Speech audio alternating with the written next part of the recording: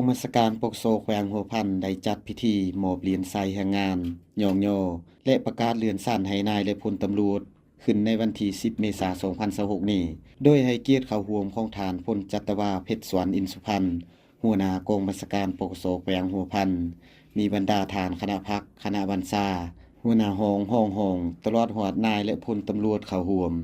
พันโทวงศ์พันธ์แก้วเพ่งคำหัวหน้าห้องการเมืองปกโซแขวงหัวพันได้ขึ้นพานรัฐลำดับของประธานประเทศ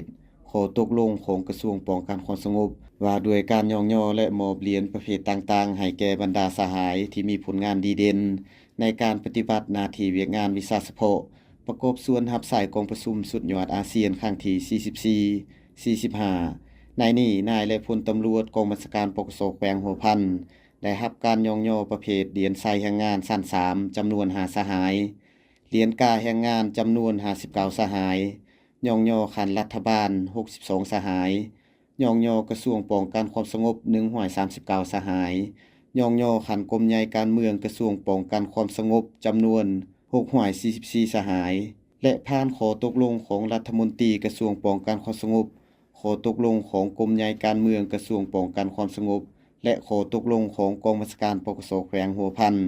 ว่าด้วยการเลื่อนสั้นให้นายและพลตำรวจกองบัญชาการปกโซแขวงหัวพันในนี้เลื่อนสั้นพันตีขึ้นสั้นพันโท12สหายห้วยเอกขึ้นพันตี25สหายยิง6สหายห้วยโทขึ้นห้วยเอก25สหายยิง6สหายห้วยตีขึ้นห้วยโท10สหาย10เอกขึ้นเป็นสั้นว่าที่ห้วยตี1สหายให้เกียรติมอบใบย่องย่อและประดับสั้นโดยฐานพลจัตวาเพชรสวนอินสุพรรณหัวหน้ากองบัญชาการปกโซแขวงหัวพันในตอนท้ายของพิธีฐานพลจัตวาเพชรสวนอินสุพรรณยังได้เน้นหนักให้บรรดาสหายที่ได้รับการเลื่อนสั้นใหม่ในครั้งนี้จงยกสูงความรับผิดชอบต่อหน้าที่การเมืองที่ได้รับการมอบหมายเป็นแบบอย่างนำหน้าในการปฏิบัติหน้าที่เวียกงานและเป็นกำลังแห่งที่เข้มแข็งให้แก่กำลังป้องกันความสงบเพื่อปกปักรักษาความสงบความเป็นระเบียบเรียบร้อยของสังคมโดยเฉพาะเฮ็ดให้แขวงหัวพันมีความสงบปลอดภัย